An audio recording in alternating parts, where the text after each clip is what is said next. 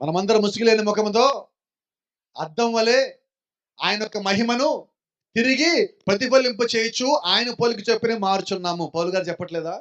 ఇప్పుడు మనం ఏం చేయాలి? మహిమ మనది కాదు, మహిమ ఆయనది. మనం ఏమై ఉన్నాం? ఒక ఖాళీ అద్దం అయి ఉన్నాం. ఖాళీ అద్దం. అయితే సమస్య ఏంటంటే ఈ అద్దానికి మురికి పెట్టి ఉన్నది. ఏంటి మురికి? లోకం మురికి, సొంత ఆలోచన మురికి, గర్వం మురికి. ఈ మురికి మొత్తం పోవాలంటే మళ్ళా వాక్యం రావాలి. బైబిల్ అంటది వాక్యం అనే ఉదక స్నానము చేత. Praise the Lord. The precious water of this earth is the word. ఈ భూమి మీద అత్యంత ప్రశస్తమైన నీరంటే వాక్యమై ఉన్నది. ఇప్పుడు మన హృదయాలు దేంతో కడగబడాలి? మన మనసులు దేంతో కడగబడాలి? మన ఆలోచనలు దేంతో కడగబడాలి?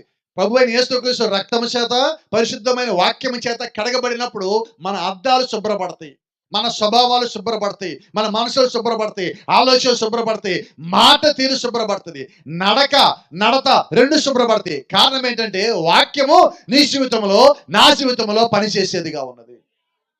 Praise the Lord. ఇప్పుడు దేవుడు మన లోపల పనిచేయాలంటే మనం దేవుడికి లోబడాలి కదా. ఎలా లోబడాలి? నా శక్తి కాదు ప్రభువా.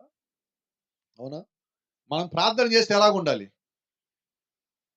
నేను ఎప్పుడంట ప్రార్థన చేస్తే ప్రార్థనలో దీనత్వం ఉండాలి, తగ్గింపు ఉండాలి. నిజమేనే కదా? కానీ మనం ప్రార్థన చేస్తే ఎలాగొస్తాయి పదాలు? చెప్పండి. కొద్దిమంది ప్రార్థన చేయమంటే దీనంగా ఉండాలంటే ఇలా వంగిపోయి భుజాలు తగ్గించి ఇలా ప్రార్థన చేస్తారు. అది కానే కదా, నటనది.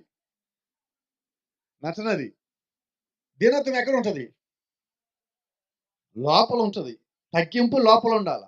ఈ రెండు లోపల లేకుండా నువ్వు బయటికి పదాలు ఎంత పెడితే ఏముంటుంది? ప్రయోజనం లేదండి.